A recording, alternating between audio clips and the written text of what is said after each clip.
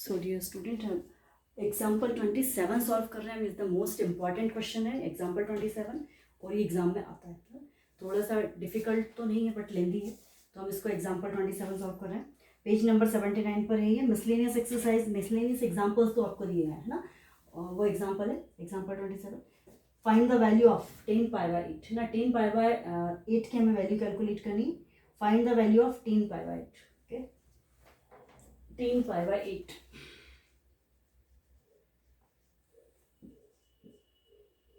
10π/8 की value calculate करनी। So let, सबसे पहले हमने इसे सपोज किया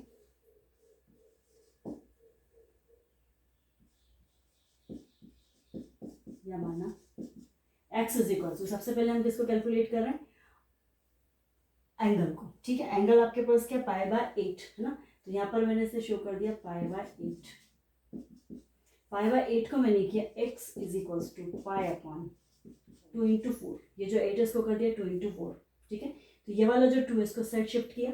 शिफ्ट जब आप 2 को करेंगे तो ये मल्टीप्लीकेशन में आएगा, है ना। मतलब आपके पास हो जाएगा 2x इज इक्वल टू π/4। ये आ गया आपकी समझ में। 8 को कर दिया 2 इंटू 4 और ये जो 2 था इसको उधर शिफ्ट किया, तो 2x इज इक्वल टू π/4। अब 10 की फॉर्म में सभी के हमारे पास आंसर होते हैं, है ना। 2x का फॉर्मूला हमने पहले भी स्टडी किया था। 2x का क्या फॉर्मूला हमने पढ़ा था, क्योंकि यहाँ पर 2x का फॉर्मूला अप्लाई होगा। क्लियर, कैसे होगा ये मैं आपको बताती हूँ। सबसे पहले यहाँ देखते हैं 10 या 10 थीटा कर देते हैं। यहाँ पर 10 थीटा का फॉर्मूला था हमारे पास 2 tan theta upon 1 minus tan square theta.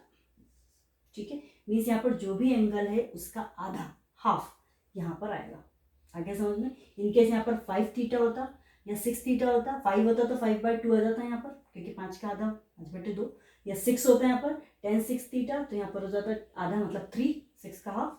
Clear, तो मतलब यहाँ पर जो भी एंगल है उसका हाफ यहाँ पर आएगा, सीधी बात है फॉर्मूले में, है ना। ये होगा यहाँ पर। तो अब इसको हम कैसे सॉल्व करेंगे, 10 के लिए हम फॉर्मूला अप्लाई करते हैं 10 ठीक है, 10 का फॉर्मूला क्या होगा, ये तो थीटा के लिए हमने अप्लाई किया। 10 के लिए क्या होगा, 10 is equal to 2 tan x tan square x। Clear, ये आ गया आपकी समझ में।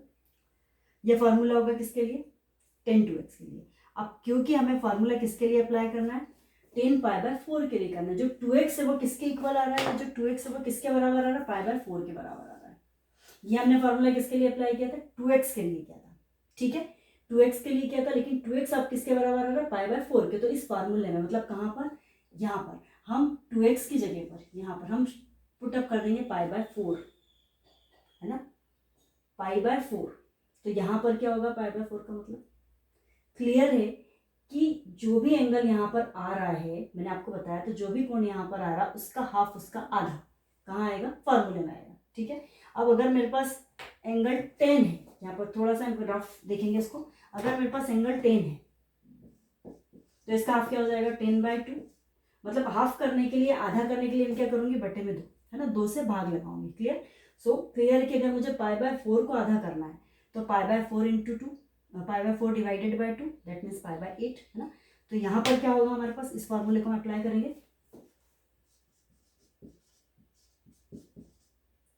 10π/4। क्लियर, सो 2 tan। अब मुझे इस एंगल का आधा करना है, π/4 को हाफ करना है ना। 6 को आधा करना तो 6/2 करूंगी मैं, 6/2 मतलब आंसर हुआ 3। क्लियर, अब इसको मुझे आधा करना तो मैं क्या करूंगी, 10 π/4 तो ही इंटू 2, इसको भी आधा करना so upon 2, 1 minus clear tan square x, है ना। इसकी जगह x की जगह मुझे π/4 के लिए अप्लाई करना है, सो मैं यहाँ पर कर दूंगी tan स्क्वायर π/4 इंटू 2, इसको भी आधा करूंगी, है ना, हाफ हो जाएगा एंगल। सो आपके पास फाइनल आंसर यहाँ पर आ जाएगा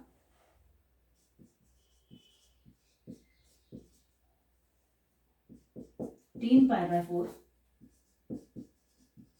2 tan π/8, ये π/8 हो गया, upon 1 minus tan square π/8। Clear, 2 tan π/8, 4 into 2, इसको क्या कर दिया, मल्टीप्लाई कर दिया, गुणा कर दिया, 4 और 2 को तो हो गया 8। So 2 tan π/8 upon 1 minus tan square π/8। ये हो गया क्वेश्चन हमारे पास। क्लियर, अब हम इसको सॉल्व करते हैं। कैसे सॉल्व करते हैं? क्लियर?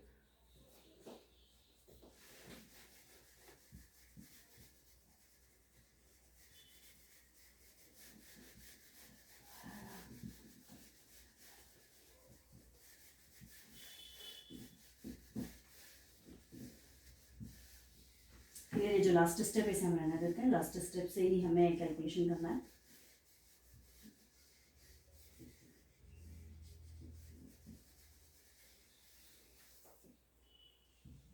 क्लियर? यहाँ 10π/8 आपके पास आ रहा है। क्लियर? 10π/8 सबसे पहले हम सॉल्व करते हैं। 10π/4 है ना, इसी स्टेप को हम कंटिन्यू कर रहे हैं। इस वाले को 10π/4 मतलब 180/4। यहाँ पर देखना 180/4, 180/4 मतलब 45 डिग्री। 10π/4 की वैल्यू होगी 45 डिग्री। क्लियर? 45 डिग्री। अब यहाँ हम π/8 अगर करते हैं मतलब 180/8 करते हैं तो जो आंसर हमारे पास आएगा उसकी वैल्यू हमें नहीं पता है ना उसका, क्योंकि हमारे पास जो वैल्यू है 30, 60, 45, 90 और देन उससे एक्सेस में जो आ रही है ना, तो 180 डिवाइडेड बाय 8 आप करेंगे तो 8 2 16 मतलब 2 बार गया है ना, और कुछ 26, 27 जो भी आंसर आपके पास आएगा है ना। यहाँ पर आप करते हैं 180 डिवाइडेड बाय 8, पाई के प्लस पर 180 पुट अप करती हूँ तो डिवाइडेड बाय 8, 8 2 16 दो बार गया, फिर बच्चे 2 हो गया 20, अगेन 8 2 16, देन आगे जो भी आएगा 22 पॉइंट समथिंग। तो 22 की वैल्यू हमें नहीं पता है। क्लियर? यहाँ पर हमें 22 की वैल्यू नहीं मालूम है, 22 का मान हमें नहीं पता है, हमें मान 30 का पता है, 30 का पता, 45 का पता, 60 और एक्सेस में जो वैल्यू आ रही है उन सबका हम निकाल सकते हैं चतुर्थांश के हिसाब से, लेकिन इसका 22 का नहीं मालूम है ना। तो इसको हम क्या करेंगे, कुछ सपोज करते हैं। यहाँ पर π/4 मतलब 45 डिग्री मैंने कर दिया है, उसको फिलहाल हम एज इट इज ही रखते हैं अभी, और फिर सपोज करके आगे सॉल्व करते हैं। π/8 सपोज या माना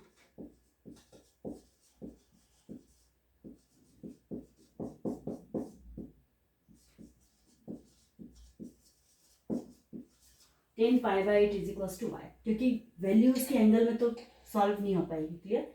सो हमने इसको मान लिया वाई। अब इसको यहाँ पर सॉल्व करते हैं। 1045 1045 डिग्री का मान हुआ 1, 2y, इसको मैंने 10π/8 को y मान लिया तो ये हो जाए 2 एज इट इज रहेगा 2y, 1 minus y square. Clear? अब इस 1 माइनस वाई स्क्वायर को मैंने इधर शिफ्ट कर दिया, होल टर्म को, इसको पूरे को। क्लियर? सो आंसर हो जाएगा आपके पास 1 minus y square is equals to 2y। Clear? अब किसी को इधर शिफ्ट कर दें आप, तो आंसर हो जाएगा आपके पास 0 इज इक्वल्स टू, ये जो टर्म है ये वाली 1 माइनस वाई स्क्वायर, इसको मैंने इस साइड शिफ्ट किया। क्लियर? यहाँ शिफ्ट किया। सो वाई स्क्वायर साइन चेंज होंगे जब भी हम शिफ्ट करेंगे, तो ये जो वाई स्क्वायर ये प्लस का हो जाएगा, प्लस की टर्म को पहले लिखते हैं। सो वाई स्क्वायर मैंने स्टार्टिंग में लिखा, ये जो 1 है ये नेगेटिव हो जाएगा, माइनस हो जाएगा, सेम बाद में लिखेंगे। So y square plus 2y minus 1। ठीक है? इस पूरी टर्म को मैंने इधर शिफ्ट कर दिया। अब आपके पास ये बन गया वर्ग समीकरण। इसे थोड़ा सिस्टमैटिक में लिख देती हूँ।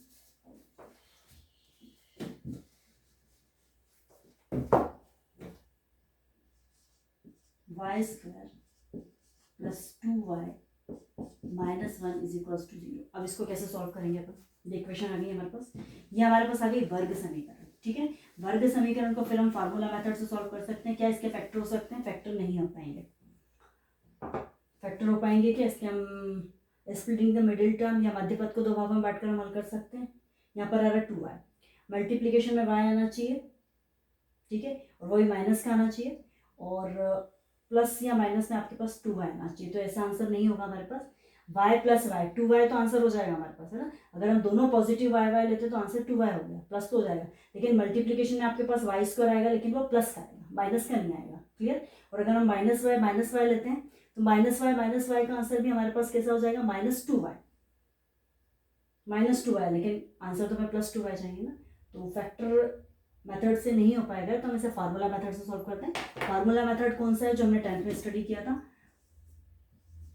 x बराबर -b plus minus b square minus 4ac upon 2a। ये वाला फार्मूला हमने पढ़ा था 10th क्लास में। तो इसे हम सॉल्व करते हैं इसको।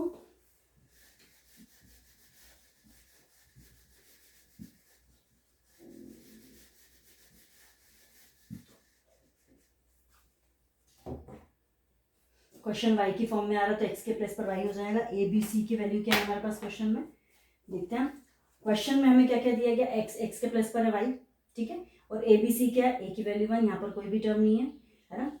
सो एक बार फिर मैं वर्ग समीकरण यहाँ पर शो कर देती हूँ। वर्ग समीकरण हमारे पास क्या होता है, यहाँ पर आगे शो कर देती हूँ इसको, a x square plus b x plus c is equal to 0, ठीक है। एक्स स्क्वायर के साथ जो आ रहा है वो ए, एक्स के साथ जो आ रहा है बी, और रिमेनिंग इज सी। क्लियर, ये फॉर्मूला फिर से अपन अप्लाई कर देते हैं। ए एक्स स्क्वायर यहाँ पर आ रहा है वाई स्क्वायर, क्वेश्चन पूरा जो है वाई की फॉर्म में। क्लियर, सो ए की वैल्यू आपके पास हो जाएगी 1, क्योंकि यहाँ पर वाई स्क्वायर के साथ कोई टर्म नहीं है। फिर आपके पास है बी एक्स, मतलब वाई के साथ आपके पास क्या आ रहा है, 2 आ रहा है। क्लियर, बी की वैल्यू हो गई 2, सी की वैल्यू हो गई -1। अब इस फॉर्मूले में हम रख देते हैं, प्रोसेस सॉल्व कर देते हैं। क्लियर, एक्स क्वेश्चन वाई की फॉर्म में, तो वाई माइनस बी मतलब -2 प्लस माइनस बी स्क्वायर -2 का स्क्वायर -4 ए सी, 4 ए की वैल्यू 1, सी की वैल्यू -1। आ गया आपकी समझ में, ए की वैल्यू 1, सी की वैल्यू -1 अपॉन 2a 2 into 1। बस अब इसको सॉल्व कर दो। So y is equals to -2 plus minus -2 का स्क्वायर हुआ 4, ठीक है, देन 4 into -1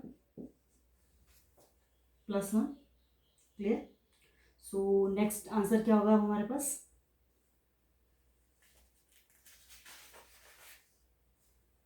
ठीक है, +4 हो गया, -4 एंड -1 +4 डिवाइडेड बाय 2,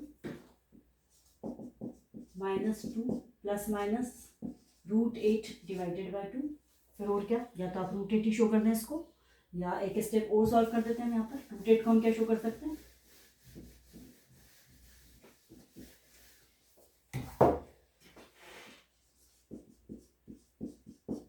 √8 मतलब 2 into 4 -2, ये जो 4 है ये परफेक्ट स्क्वायर है। क्लियर, सो आंसर हो जाएगा आपके पास +-2√2/2। क्लियर, +-2√2/2। ये वाला, इसको 8 को हमने कर दिया 2 into 2 into 2 या 4 into 2। क्लियर, 4 जो ये वाला चाह रहे परफेक्ट स्क्वायर है तो ये आउट ऑफ रूट जाएगा, तो ये हो जाएगा 2, रूट से बाहर जाएगा तो ये हो जाएगा 2, 2√2। यहाँ से आप 2 कॉमन ले सकते हैं, तो आपके पास आंसर क्या जाएगा, यहाँ से 2 कॉमन लिया मैंने, यहाँ से भी 2 कॉमन हुआ, मतलब -1 प्लस माइनस ये वाला जो 2 था ये भी कॉमन हुआ, सो आंसर हुआ √2, और अपॉन में आ गया 2, ये वाला 2 और ये 2 कैंसिल हुए, 2 कॉमन लिया, सो आंसर हुआ आपके पास -1 प्लस -2। क्लियर, ये आंसर आपका किसका है आपके पास, ये वाला आंसर π/8 का है ना। हम किसको कैलकुलेट कर रहे थे,